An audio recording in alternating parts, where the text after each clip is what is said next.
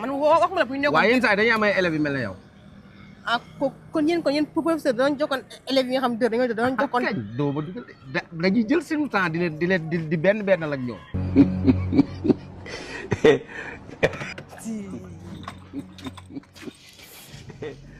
dama jit lii bii nii mais li kees waa kees nañ de ba lax nañ de mais utam li beñax la yéen xanaa da ngeen dem Dakar ñu jàllee ngeen ñëwaat ak ki mën a jox 1000 francs de leer moom ak grand ki mën a jox 1000 francs man dëkk ma fi de instant bi bu ma la rëkkee doo ma gis ma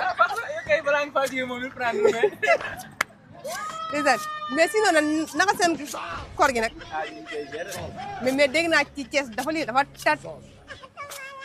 tàng de waaw mais yow yi nii woor yaa ngi woor ah sa diggante yàlla ah mais fii am na ay mëgëm ñoo xam ne duñ woor ah waaw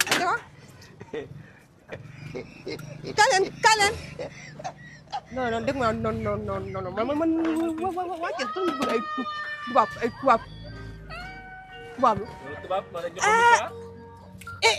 imagine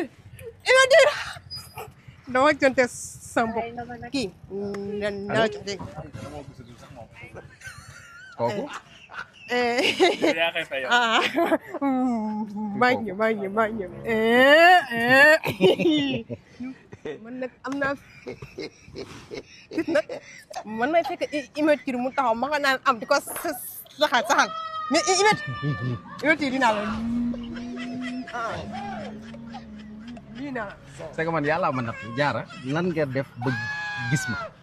imagine sa oto bi te dégg na à chaque fois yaa ngi taxawal biir. musuma taxawal moom def ma ko.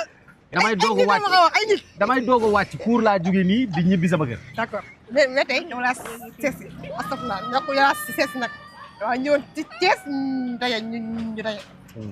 saa yi moom yow xam nga ni mu demee mais imagine saa yi nooy dundee koor gi. c'est que koor gi ni ma koy dund